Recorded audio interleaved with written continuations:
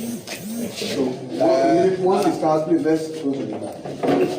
I want to welcome you, ladies and gentlemen of the press. Thank you for assembling in such large numbers for this historic moment.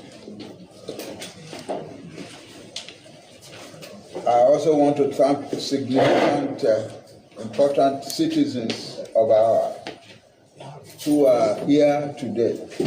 I thank particularly Tony Nadi, the Secretary of the Nigerian Indigenous Nationalities Alliance for Self-Determination, NINAS.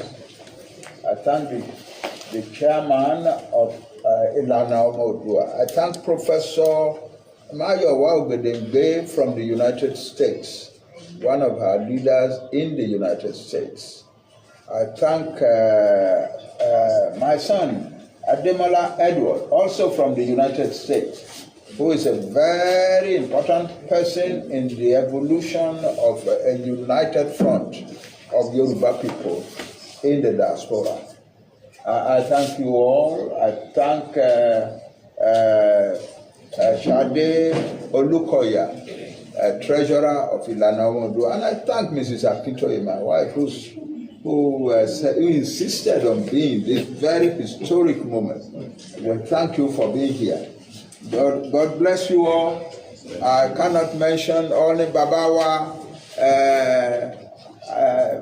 Chief Ali Oyedeji from the Upper Ogun part of Oyo State. Baba, thank you very much. Thank you all.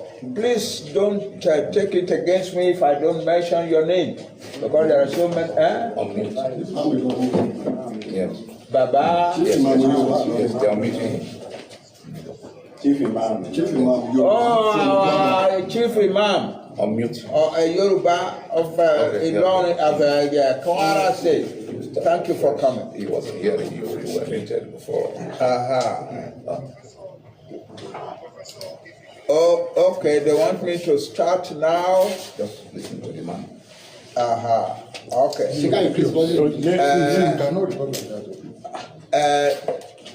Gentlemen of the press, ladies and gentlemen of the press, thank you for being here. And thank you all for honoring this very historic moment in the life of our people. I thank the leader, the chairman of Ilana Oduduwa, Professor Wale Adenina. I thank the Secretary Homeland, the Homeland Secretary of Ilana Oduduwa. I thank Professor Mayowa Ogedengbe from the United States, who has found time to make it to come for this conference. I thank Ademola Edward, who is a very important person in the evolution of a united front for our people in the diaspora. I thank you all. I thank you, Ababa, Chief Oyedeji from the Okeogun area of our state. Thank you all. Thank you very much, and thank you, Mrs. Akintoye, my wife, who is great, who is joyful to see this very historic moment, and is here with us. I cannot mention many more names. We have a short time to get this done. This is being carried worldwide on Zoom, and there are already thousands of people who are taking part across the world. So it's a very major event in the life of our people. This is and I thank all the 130 signatories to the December 16, 2020 Constitutional Force Majeure Declaration. I know you are not here, but I know that you are watching, and you are taking part from different parts of the world. This is the constitutional force majeure union dispute and the expiration of the 90-day notice of grave constitutional grievances. And the subject of today is the next steps for the trapped ethnic nations of Nigeria. The next steps for the trapped ethnic nations of Nigeria. This is the text of a World Press Conference by the Nigerian Indigenous Nationalities Alliance for Self-Determination, NINAS. And it is being delivered by me as chairman of the alliance, Professor Banji Akintoye. Thank you, everybody. As the distressed Federation of Nigeria continues to wobble through what seems its terminal throes, it will be recalled that the Nigerian Indigenous Nationalities Alliance for Self-Determination, NINAS, aggregating the indigenous nations and peoples of southern and middle belt of Nigeria, who have found themselves at the receiving end of a most vicious ethnic cleansing onslaught by heavily armed invading Fulani militia, who are masquerading as herdsmen, formally declared a union dispute with the Federation of Nigeria as represented by the federal government of Nigeria via the constitutional force majeure proclamation of December 16, 2020, in which it made a 5-point demand upon the federal government of Nigeria to formally commence the remediation of the grave constitutional grievances enumerated in the said proclamation within a period of 90 days, beginning from the midnight of December 16, 2020. The full text of the December 16 proclamation was published unedited as an advertorial in the January 20, 2021 edition of the Guardian newspaper at pages 38, 39, 41, 40 and 41. Hard copies of the proclamation were also dispatched to the President of Nigeria, the Secretary General of the Secretary of the Government of the Federation of Nigeria, the President of Nigerian Senate, the Speaker of the Nigeria's House of Representatives, the Nigerian Governors Forum, the Conference of Speakers of State Assemblies of Nigeria, the United Nations, the European Union, African Union missions in Nigeria, and the ambassadors of the United States, China, Russia, France, Germany, Belgium, and Japan to Nigeria, the High Commissioners of the United Kingdom and Australia to Nigeria, ECOWAS Secretariat, and other stakeholder institutions and agencies.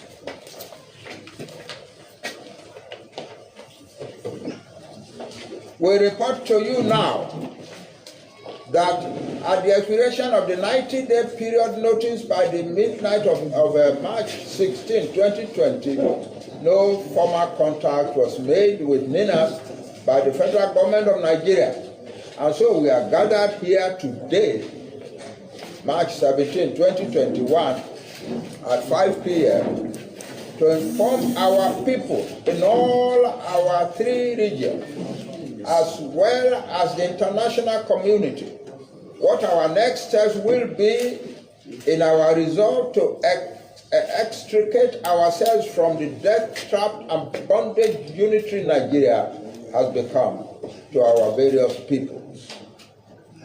In refusing to step forward to the table of dialogue and negotiation, and in the characteristic arrogant disposition of the federal government of Nigeria, we wish to call your attention to several knee-jerk, patchwork, and bad faith options that the federal government of Nigeria chose to pursue in desperation to once again evade the sovereignty question it had been evading since 1967, instead of embracing the comprehensive framework tabled by the Nigerian Indigenous Nationalities Alliance for Self-Determination, NINA, via the December 16, 2020 proclamation.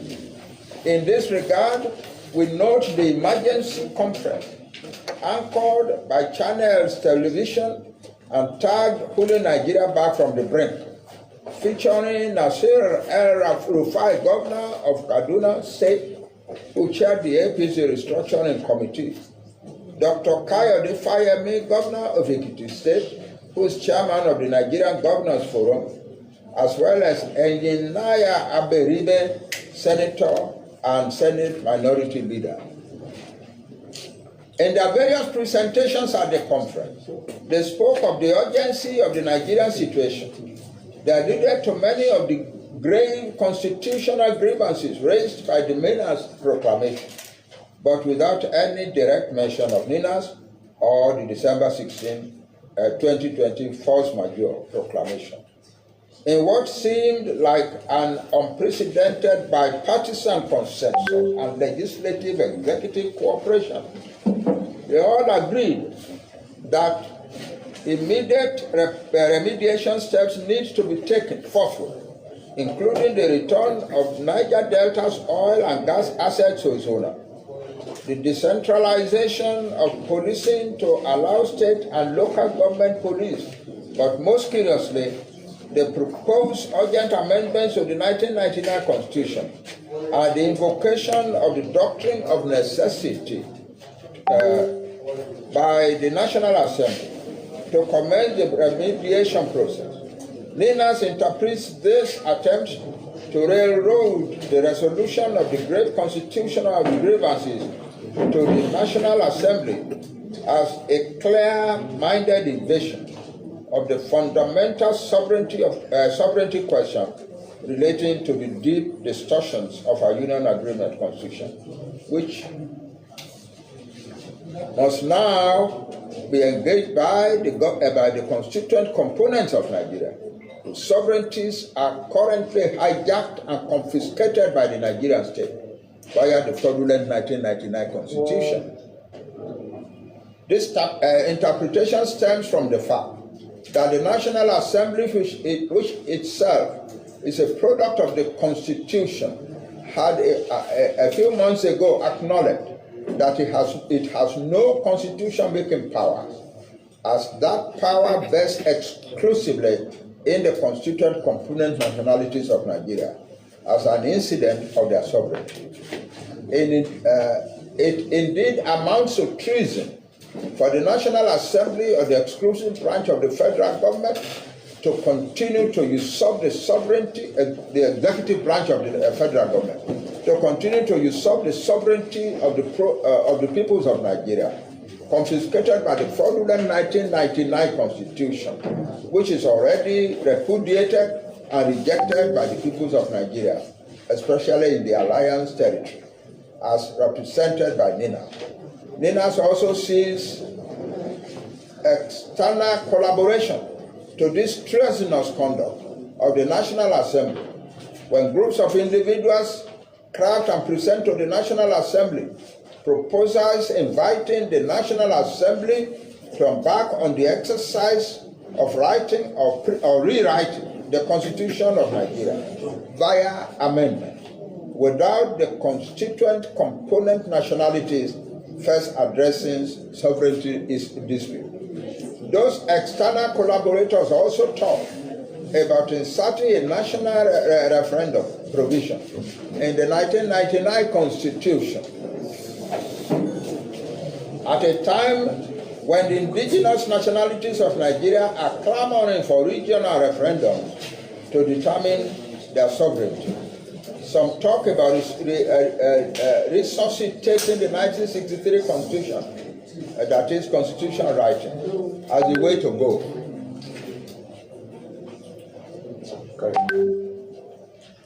This also amounts to evading the sovereignty discussion. Ninas unequivocally rejects these propositions insofar as they will operate to commandeer and railroad our hijacked collective sovereignty to the National Assembly. There was also a recent suggestion by Nigeria's Senate President, Senator Lawan, that this assignment of constitutional roles to traditional rulers in Nigeria will solve the broken down security of Nigeria. These are all parts of begging the question. We have to talk. We have to ask Mr. Senate President, why have state governors who have constitutional roles not resolved the security nightmares of Nigeria or even of the various states? In all, it is clear to us that both the federal government of Nigeria and the National Assembly of Nigeria are fully aware of the grave constitutional grievances of the constituent component nationalities of Nigeria, but are unwilling to address the grievances, thereby inviting upon us all a dangerous regime of self-help, especially against the hydra-headed monster of gross insecurity running wild all over Nigeria, wearing at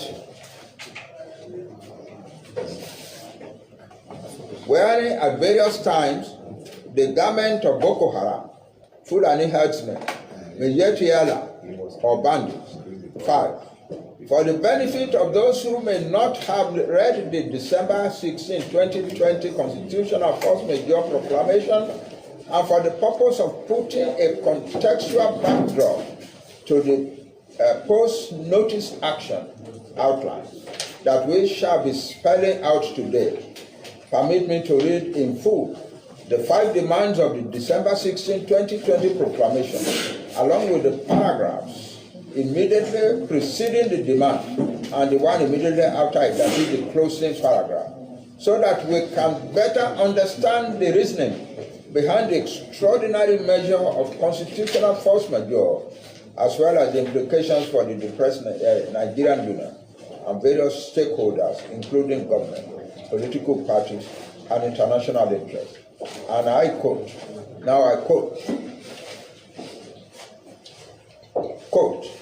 accordingly, this is from the 2020 December 16 proclamation. Quote, accordingly, with the undersigned, being accredited representatives of the indigenous nationalities of Nigeria's southern and middle belt territories, hereinafter called the Alliance territories,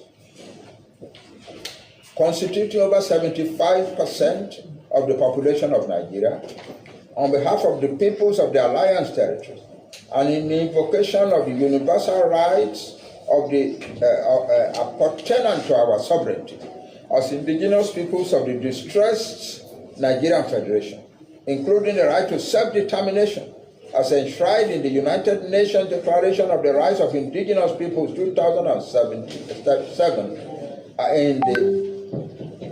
as well as the United Nations Charter on Human Rights, having exhausted every democratic, people-driven process in seeking an orderly redress for the aforementioned grave constitutional grievances emanating from the unilateral imposition of a unitary constitutional order on our supposed federal union by a section of Nigeria that has also imposed Sharia in their own part of our supposed secular union.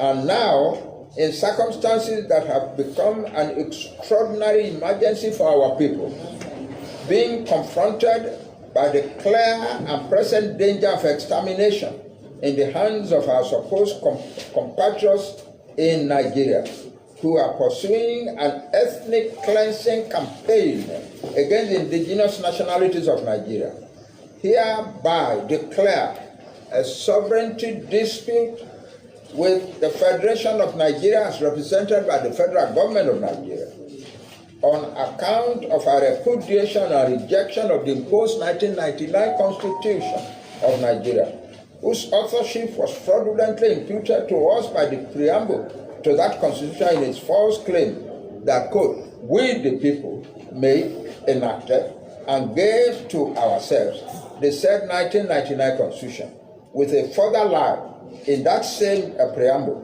that we had firmly and solemnly resolved to submit our peoples and our lands into the Union of Nigeria. Furthermore, in invocation of our long suppressed collective sovereignties we hereby proclaim a constitutional force majeure effective from the midnight of the 16th day of December 2020 with a 90-day notice to the government of the Federation of Nigeria, the Security Council of the United Nations, the government of the United States of America, the European Union and the African Union, as well as international other agencies of the international community, of the intention of the peoples of the Alliance territories to reconsider our continued allegiance to the disputed 1999 Constitution, as well as the unitary union of death, attrition, and backwardness that it has foisted upon us. For the sake of peace and to avoid anarchy, it is our demand that in the 90-day period of this notice, the following specific actions must be taken by the federal government of Nigeria to firmly set in motion an irreversible process by which the aforementioned grave constitutional grievances will be addressed. A. A formal announcement by the federal government of Nigeria. These are the specific demands. A formal announcement by the federal government of Nigeria acknowledging the constitutional grievances and sovereignty dispute now declared by the peoples of the South and Middle Belt of Nigeria. B.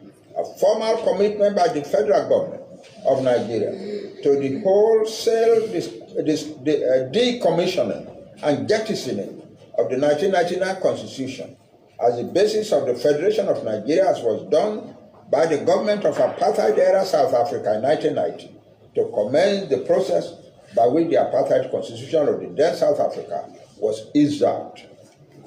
C. A formal announcement by the federal government of Nigeria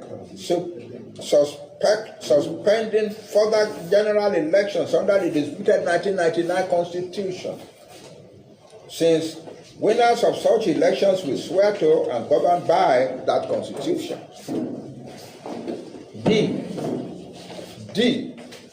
A formal invitation to the peoples of the South and Middle Belt of Nigeria to work out and emplace a transitional authority which has specified the modalities for the transitioning process, including the composition and mandate of the transitional authority, as well as the time frame for the transitioning and other ancillary matters. E.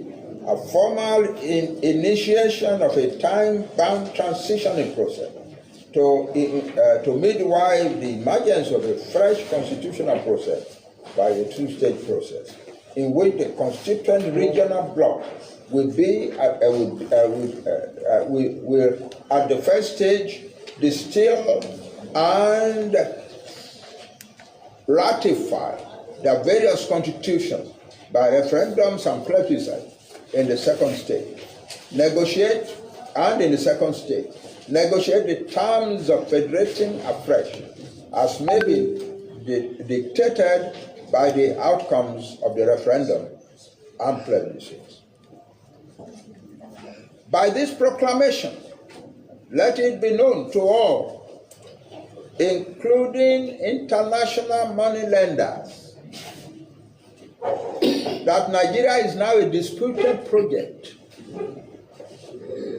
and that while the constituent components commit to honoring existing international debt obligations, we caution that whatever obligations that may arise from any foreign loans contracted by the federal government of Nigeria from the date of this proclamation may come into controversy. Similarly, all loans contracted by the federal government of Nigeria containing any clause that may cede the sovereignty of Nigeria to any part or any part thereof in the event of repayment default shall be disputed as illicit and in breach of sovereignty of the federating unit. We also invite politicians from the Alliance territories and all political parties operating in the Alliance territories to take notice that the 1999 Constitution, by which the winner of any national elections in Nigeria will swear and govern, is the very object of the sovereignty dispute we have just proclaimed, with a demand that further national elections premised under the repudiated Constitution of 1999 will be deferred forth for the purpose of first reworking the damaged constitutional basis of Nigeria. It is therefore our expectation that you, political parties and politicians, will stand with the people you claim to speak, you claim or seek to serve as politicians or political parties in their current resolve to wind up the operation of the 1999 Constitution and to extinguish the source of their misery. If instead of standing with your people, it is therefore our expectation that you, our politicians and political parties, will stand with the people you claim to seek to serve as politicians or political parties in their current resolve to wind up the operation of the 1999 Constitution and to extinguish the source of their misery. If instead of standing with your own people, you choose to go to another round of general elections in 2023 under that Constitution, it will simply mean that you are a part of the enemy-imposed mechanism for inflicting death, misery, and impoverishment of your own people for no other reason than for personal gain. The signatories to this proclamation commit themselves to providing a detailed proposition for undertaking this fundamental configuration of the damaged constitutional basis of Nigeria. Encourage the MNN Alliance's November 16, 2018 open memorandum to President Muhammadu Buhari on the restructuring debate, reported by The Guardian of November 18, 2018, as an outline of our prescriptions in this proclamation. Issued this 16th day of December 2020. End of quote. 6. Before I proceed with the next steps, and the next steps are very important, permit me to make a few clarifications about the nature and substance of the sovereignty dispute we declared, and about the exact remediation propositions we made. 1. The constitutional force majeure is a carefully designed, decisive action process that will continue until it achieves its twin objectives of peacefully easing out the imposed fraudulent 1999 Constitution of Nigeria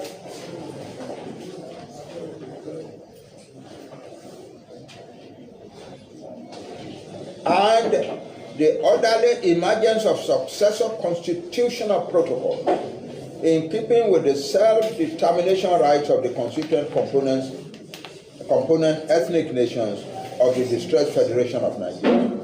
It is therefore not a one-day Armageddon in which the roof of heavens will fall upon the earth, as been speculated by some commentators, whether out of ignorance or mischief. 2. The 90-day period of notice was for the federal government to fully consider the grievances raised and to bring itself to the table of dialogue set up by the agreed constitutional components of Nigeria. In that period, Ninas persuaded the peoples of the alliance bloc to refrain from any acts that might aggravate the volatile situation of Nigeria, even in the face of severe provocation, such as when, amidst much killings across Nigeria, the governor of Bauchi State, Bala Mohammed, recklessly declared that the murderous Fulani herdsmen rampaging everywhere in Nigeria had the right under the Constitution to be in every part of Nigeria and to carry AK-47 rifles. This means that after the 90-day period of notice, the peoples of Nigeria are aggregated in the alliance we proceed with various processes towards achieving the objectives of the Demand 16 2020 proclamation, namely, the easing out of the fraudulent 1999 Constitution and the distillation of successor constitutional protocols. 2. The next line of action expressly indicated by NINAS in the proclamation is that of reconsideration of the continued allegiance to the 1999 Constitution. It is important to state here that the exact processes by which the reconsideration will be enacted shall be communicated to the public in measured steps as the days progress. And so NINAS hereby invites all stakeholders to be on the lookout for directions, every care being taken to avoid anarchy or any kind of breakdown of order.